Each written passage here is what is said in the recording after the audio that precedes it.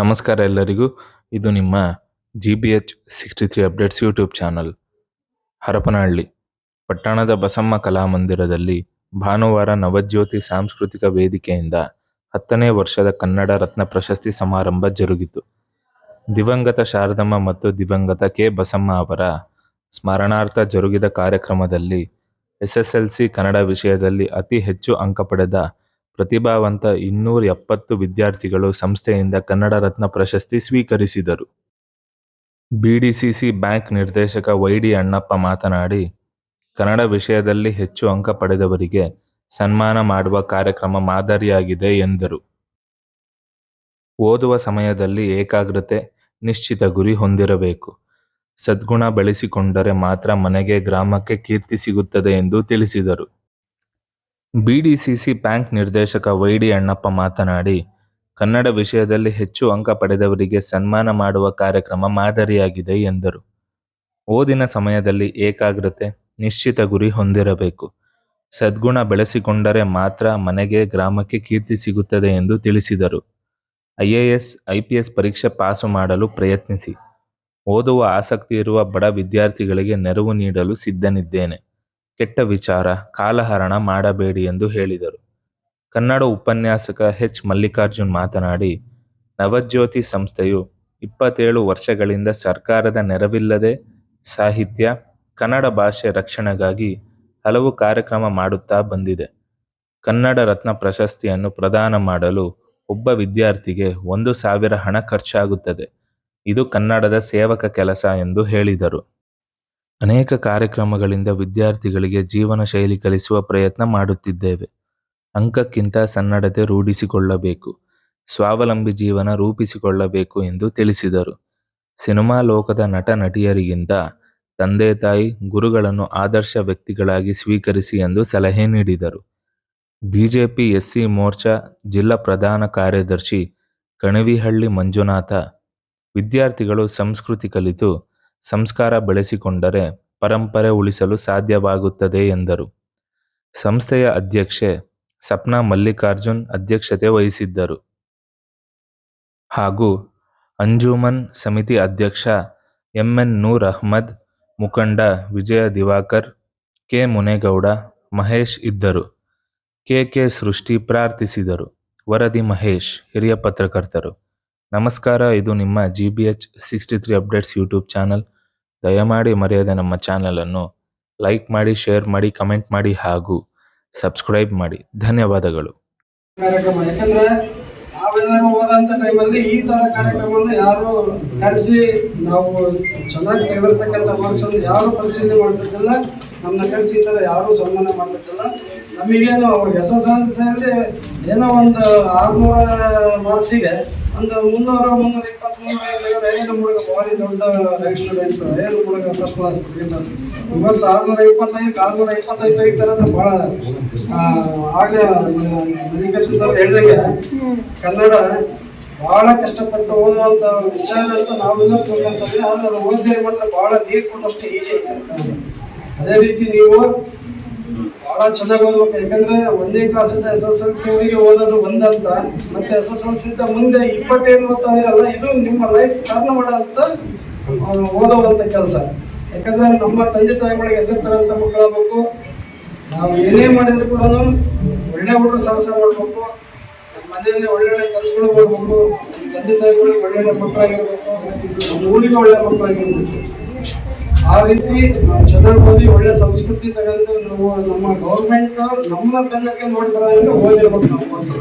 ಅವಾಗಂದ್ರೆ ಮೊನ್ನೆ ಮಹಾರಾಷ್ಟ್ರದಲ್ಲಿ ಒಬ್ರು ಕುರಿಗಾಯಿ ಇವರು 541ನೇ ರ್ಯಾಂಕ್ UPS ಅಲ್ಲಿ ಕುರಿ ಕಾಲಕ್ಕಂತ ಅವ್ರು ಪಾಸ್ ಮಾಡಿದ್ದಾರೆ. ಆ ತರ ನಾವು ನೋಡಿ ನಮ್ಮ ಹರಪನಹಳ್ಳಿ ತಾಲೂಕಲ್ಲಿ ಒಬ್ರು UPS ಆಗ್ಲೇಬೇಕು, ಓದಲೇಬೇಕು. ಆ ತರ ಏನಾದ್ರು ಇತ್ತು ನಮ್ಮಲ್ಲಿ ಆ ಓದಕ್ಕೆ ಮುಂದೆ ಕೊರತೆ, ನಮ್ಮಲ್ಲಿ ನಮ್ಮ ತಂದೆ ತಾಯಿ ಬಡವರಿದಾರ ಅಥವಾ ನಮಗೆ ಓದಿಸೋಕೆ ಶಕ್ತಿ ಇಲ್ಲ ಅಂತ ಏನಾದ್ರು ಚಿಂತೆ ಇರ್ತಪ್ಪ ಅಂದ್ರೆ ಆ ಚಿಂತೆಗೆ ಖಂಡಿತ ನೀವು ಚಿಂತೆ ಮಾಡಕ್ ಹೋಗ್ಬೇಡ್ರಿ. ಆ ತರ ಓದಂತ ಮಕ್ಕಳೇನಾದ್ರೆ ಅದೆಷ್ಟೇ ಖರ್ಚು ಮಾಡಿದ್ರು ನಮ್ಮ ಸ್ವಂತ ರೊಕ್ಕದಿದೆ ಕೊಟ್ಟು ಓದಿಸೋಂಥ ಕೆಲಸ ಮಾಡ್ತೀನಿ. ಅದರಲ್ಲಿ ಯಾವುದೇ ಜಾತಿ ಇರ್ತೀನಿ, ನನ್ನ ಜಾತಿ ಕೇಳಂತ ಹುಡುಗನೂ ಅಲ್ಲ. ಹೆಣ್ಣಿಗೆ ಆದ್ಯತೆ ಕೊಡಬಾರ್ದು, ಗಂಡಿಗೆ ಆದ್ಯತೆ ಕೊಡಬೇಕು, ಈ ತರನು ಭಾವನೆ ಇಲ್ಲ.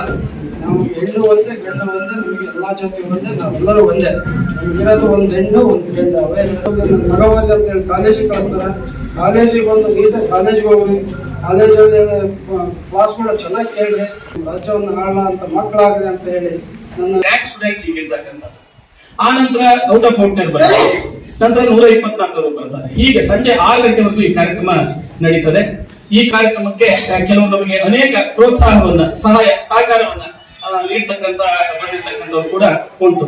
ಒಂದು ಸೇವೆ ಹುಟ್ಟಿದ್ದಕ್ಕೆ ಅಚ್ಚಳಿಯದ ಗುರುತೊಂದನ್ನ ಮಾಡು ಅನ್ನುವಂತ ಮಾತು ತಾವೆಲ್ಲ ಕೇಳಿದಿರ. ನಾವು ಹುಟ್ಟಿದ್ದೇವೆ ಅಂದ್ರೆ ಈ ಕನ್ನಡ ನಾಡಿಗಾಗಿದೆ, ನಮ್ಮನ್ನು ನಾವು ಸಮರ್ಪಣೆ ಮಾಡಬೇಕು, ಕನ್ನಡ ಉಳಿಸ್ಬೇಕು, ಕನ್ನಡ ಬೆಳೆಸಬೇಕು. ವಿದ್ಯಾರ್ಥಿಗಳಲ್ಲಿ ನನ್ನೊಂದು ಮನವಿ, ದಯವಿಟ್ಟು ತಾವು ಕನ್ನಡ ಅಂಕಿ ಸಂಖ್ಯೆಗಳನ್ನ ಬರೀತಕ್ಕಂತ ಅಭ್ಯಾಸ ಮಾಡಿಕೊಳ್ಳಿ. ಕೆಲವು ತಪ್ಪು ಬರೆದ್ಬಿಟ್ಟು ನಮಗೆ ದೂರವಾಣಿ ಸಂಖ್ಯೆಗಳು, ನಿಮ್ಮ ಮೊಬೈಲ್ ಸಂಖ್ಯೆ ಸರಿಯಾಗಿ ಬರ್ದೇ ಇಲ್ಲ, ಗೊತ್ತಾಗುದಿಲ್ಲ. ನೀವು ಕಲೀಲಿ ಅನ್ನೋ ದೃಷ್ಟಿ, ಅದಕ್ಕೆ ಕನ್ನಡದಲ್ಲಿ ಬರೀರಿ ಅಂತ ಹೇಳಿರ್ತಕ್ಕಂಥದ್ದು. ಮಕ್ಕಳು ಕೇವಲ ರ್ಯಾಂಕ್ ತಗೊಂಡ್ರೆ ಸಾಕು, ನಾವು ಬದುಕಿನಲ್ಲಿ ರ್ಯಾಂಕ್ ತಗೊಳ್ಬೇಕು. SSLC ರ್ಯಾಂಕ್ ತಗೊಂಡ್ರೆ ಸಾಕು, ಇದು ಒಂದು ಭಾಗ ಅಷ್ಟೇ. ರ್ಯಾಂಕ್ ಅನ್ನುವಂಥದ್ದು ಒಂದು ಭಾಗ. ಆಮೇಲೆ ಅದೊಂದು ಕಿರೀಟ ಅಲ್ಲ, ಗೌರವ ಕೂಡ ಅಲ್ಲ. ಅದ್ರ ಜೊತೆಗೆ ನೀವು ರ್ಯಾಂಕ್ ತೊಗೊಳ್ಳೋದಕ್ಕಿಂತ ಬಹಳ ಮುಖ್ಯವಾದ ಒಂದು ಅಂಶವನ್ನು ಹೇಳ್ತೇನೆ. ತಾವು ಯಾವತ್ತು ತಂದೆ ತಾಯಿ ಗುರು ಹಿರಿಯರಿಗೆ ಗೌರವ ಕೊಡ್ತಾ ಸನ್ನಡತೆಯನ್ನ ರೂಢಿಸ್ಕೊಳ್ತೀರೋ ಅದು ಬದುಕಿನ ದೊಡ್ಡ ರ್ಯಾಂಕ್. ಅದನ್ನ ನೀವು ಕಾಪಾಡ್ಕೊಳ್ಬೇಕು ಅಂತೇಳಿ ತಮ್ಮಲ್ಲಿ ನಾನು ಮನವಿಯನ್ನ ಮಾಡ್ಕೊಳ್ತಾ ಇದ್ದೇನೆ. ಮತ್ತು ಅದ್ರ ಜೊತೆಗೆ ಸ್ವಾವಲಂಬಿ ಬದುಕನ್ನ ತಾವು ಕಟ್ಕೊಳ್ಬೇಕಾಗ್ತದೆ. ಇವತ್ತಿನ ದಿನ ಯುವಕರು ಬಹುತೇಕ ಈ ಫೇಸ್ಬುಕ್, ವಾಟ್ಸಪ್ ಅದರಲ್ಲಿ ಮುಳುಗಿ ಪುಸ್ತಕ ಹಿಡಿಯೋ ಸಂಖ್ಯೆನೇ ಕಡಿಮೆ ಆಗಿರುವಂತಹ ದಿನಗಳಲ್ಲಿ ಕನ್ನಡದಲ್ಲಿ ನೀವು ಅತಿ ಹೆಚ್ಚು ತಗೊಂಡಿದ್ದೀರಲ್ಲ, ನಂಗೆ ಬಹಳ ಖುಷಿ ಆಗ್ತಕ್ಕಂಥದ್ದು. ನಿಮಗೆ ಅಭಿನಂದನೆಗಳನ್ನ ನಾನು ಸಲ್ಲಿಸ್ತಾ ಇದ್ದೇನೆ. ಇಂತಹದ್ದೊಂದು ಸುಂದರ ಕಾರ್ಯಕ್ರಮಗಳನ್ನ ಆಯೋಜನೆ ಮಾಡ್ತಕ್ಕಂಥ ನಮ್ಮ ಉಪನ್ಯಾಸಕರು ಮಲ್ಲಿಕಾರ್ಜುನ್ ಸಾಹೇಬರು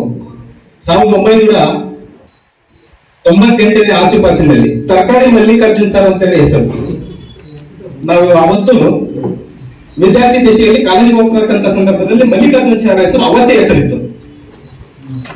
ಆದ್ರೆ ಅವರು ಇವತ್ತು ಇಷ್ಟೊಂದು ಬೆಳಕಿಗೆ ಬರ್ಲಿಕ್ಕೆ ಕಾರಣ ದಿವಂಗತ ಬಸಮ್ಮ, ತರಕಾರಿ ಮಾರುವ ತಾಯಿಯ ಹೊಟ್ಟೆಯಲ್ಲಿ ಹುಟ್ಟಿರ್ತಕ್ಕಂಥ ಒಬ್ಬ ಮಲ್ಲಿಕಾರ್ಜುನ್ ಸರ್ ಇಷ್ಟೊಂದು ಅದಮ್ಯ ಚೈತನ್ಯವನ್ನು ಬೆಳೆಸಲಿಕ್ಕೆ ನಮ್ಮ ತಾಲೂಕಿನಲ್ಲಿ ಹೆಸರಾಗಿದ್ದಾರೆ ಅಂತ ಹೇಳಿದ್ರೆ ಅವರಿಗೆ ನಾವೆಲ್ಲರೂ ಕೂಡ ಒಂದು ಚಪ್ಪಾಳೆ ಮುಖಾಂತರ ಗೌರವ ನೀಡ್ತಾರೆ. ಅವರು ಮಾತಾಡ್ತಾ ಹೇಳಿದರು, ಮಕ್ಕಳು ಯಾವತ್ತು ಕೇವಲ ಮಾರ್ಕ್ಸ್ ತೆಗೆಯೋದರ ಮುಖಾಂತರ ತಮ್ಮ ಗೌರವ ಹೆಚ್ಚುತ್ತೇವೆ, ಆದ್ರೆ ಸಂಸ್ಕಾರ ಸಂಸ್ಕೃತಿ ಇವೆರಡನ್ನೂ ಮಕ್ಕಳು ಕಲ್ತಾಗ ಮಾತ್ರ ಈ ದೇಶದ ಪರಂಪರೆ ಉಳಿತೈತಿ ಅನ್ನುವಂಥದ್ದನ್ನು ಹೇಳಿದ್ರು. ಅದು ನಿಜ ಕೂಡ. ಯಾವತ್ತು ನಾವು ತಾಯಿ ತಂದೆಯನ್ನ ಮರಿತೀವೋ ಆವತ್ತು ನಮ್ಮ ಜ್ಞಾನ, ನಮ್ಮ ಹಂಕ ಯಾವುದು ಕೂಡ ಬೆಳಕಿಗೆ ಬರಲ್ಲ. ತಾಯಿ ತಂದೆಯನ್ನು ನೋಡಿಕೊಂಡಾಗ ಮಾತ್ರ ಅವರೇ ನಮ್ಗೆ ಹೀರೋಗಳು. ಅವರನ್ನ ಮರೆಯದೆ ಅವರ ಮಾರ್ಗದರ್ಶನದಲ್ಲಿ ನಡೆದು ನಾವು ದೇಶಕ್ಕೆ ಒಂದು ಮಾದರಿ ಆಗ್ಬೇಕು ಅನ್ನುವಂಥದ್ದನ್ನ ಇಂಥ ಒಂದು ಕಾರ್ಯಕ್ರಮ, ಅದ್ಭುತವಾಗಿರ್ತಕ್ಕಂಥ ಕಾರ್ಯಕ್ರಮ. ನಾನು ಅವರಿಗೆ ಒಂದು ಸಲಹೆಯನ್ನು ಕೊಡ್ತೇನೆ. ನಾವು ಕನ್ನಡದ ಹೆಮ್ಮೆಯ ಮಕ್ಕಳು, ಕನ್ನಡನ ಉಳಿಸ್ಬೇಕು, ಬೆಳೆಸ್ಬೇಕಂತೇಳಿ ಇದೆಲ್ಲ ನಮ್ದು ಕರ್ತವ್ಯ. ನಾನೊಬ್ಬ ಮುಸ್ಲಿಂ ಆಗಿ ಕನ್ನಡನ ನಾನು ಪ್ರೋತ್ಸಾಹ ನನ್ನ ಮೊದಲ ಆದ್ಯತೆಯಾಗಿ ನಾನು ಇಟ್ಕೊಂಡಿದ್ದೀನಿ. ಯಾಕಂದ್ರೆ ನಮ್ಮ ಸಮಾಜದಲ್ಲಿ ಬಹಳಷ್ಟು ಜನ ಕನ್ನಡ ಮಾತಾಡೋಕೆ ಬರೋದಿಲ್ಲ, ಬರೆಯೋಕ್ಕೂ ಬರೋದಿಲ್ಲ. ನಾನು ಈ ಸಂಸ್ಥೆಗೆ ಅಧ್ಯಕ್ಷ ಆಗಿದ್ದೀನಿ, ಆದ್ರೆ ಈ ಸಂಸ್ಥೆಯಲ್ಲಿ ಶಾಲೆಯಲ್ಲಿ ಮಾಡಬೇಕಂತ ಮುಂದಾಲೋಚನೆ ಇಟ್ಕೊಂಡಿದ್ದೆ. ಆ ಶಾಲೆಯಲ್ಲಿ ಮೊಟ್ಟ ಮೊದಲನಾಗಿ ಕನ್ನಡವನ್ನು ಕೂಡ ಮೊದಲ ಆದ್ಯತೆಯನ್ನಾಗಿ ಕೊಡಬೇಕು ಅಂತೇಳಿ ನನ್ನ ಒಂದು ದೊಡ್ಡ ಆಸೆ ಆಗಿದೆ. ಈ ಮುಂದೆ ಬರುವ ದಿವಸಗಳಲ್ಲಿ ತಮಗೆ ಒಂದು ಒಳ್ಳೆಯ ಭವಿಷ್ಯ ರೂಪಿಸ್ಕೊಳ್ಳೋ ಒಂದು ಅವಕಾಶ ಇದೆ. ತಾವೆಲ್ಲರೂ ಇವತ್ತು ಏನ್ ಪ್ರೋತ್ಸಾಹನ ಪಡ್ಕೊಂತಿದ್ರಲ್ಲ, ನಮ್ಮ ಶಾಲೆಯ ದಿನಗಳಲ್ಲೂ ಕೂಡ ಈ ಪ್ರೋತ್ಸಾಹ ಇತ್ತು. ಆದ್ರೆ ಮಲ್ಲಿಕಾರ್ಜುನ್ ಸರ್ ಅಂತ ಯಾರು ಅವಾಗ ಇರ್ಲಿಲ್ಲ ಅಂತ ನಾನು ಇವತ್ತು ಹೇಳ್ಬೇಕಾಗುತ್ತೆ. ಯಾಕಂದ್ರೆ ನಮಗೆ ಪ್ರೋತ್ಸಾಹ ಕೊಡ್ತಾ ಇದ್ರು, ಓದಿದ್ದೀರಾ, ಚೆನ್ನಾಗಿ ಮಾಡಿದಿರ ಅಂತ. ನಾನು ಕೂಡ ಕನ್ನಡ ಸ್ಟೂಡೆಂಟ್ ಆದಾಗ ನಾನು ಶಾಲೆಯಲ್ಲಿ ನಮ್ಮ 7ನೇ ತರಗತಿ ಶಾಲೆಯಿಂದ ನಾನು ಪೀಪಲ್ ಲೀಡರ್ ಆಗಿ ಎಲ್ಲಾ ತರಗತಿಗಳಿಗೆ ನಾನ್ ಲೀಡರ್ ಆಗಿ ಕೆಲಸ ಮಾಡಿದಾಗ ಕೂಡ ಅವಾಗ ನನಗೆ ನೆನಪಿದೆ. ತಾವು ಕೂಡ ತಮ್ಮ ಭವಿಷ್ಯನ ರೂಪಿಸ್ಕೋಬೇಕು, ಒಳ್ಳೆ ರೀತಿಯಲ್ಲಿ ತಮ್ಮ ತಂದೆ ತಾಯಿಗಳಿಗೆ ಒಳ್ಳೆಯ ಮಕ್ಕಳಾಗಿ ತಾವು ಬೆಳಿಬೇಕು ಅಂತ ನಮ್ಮೆಲ್ಲ ಆಸೆ.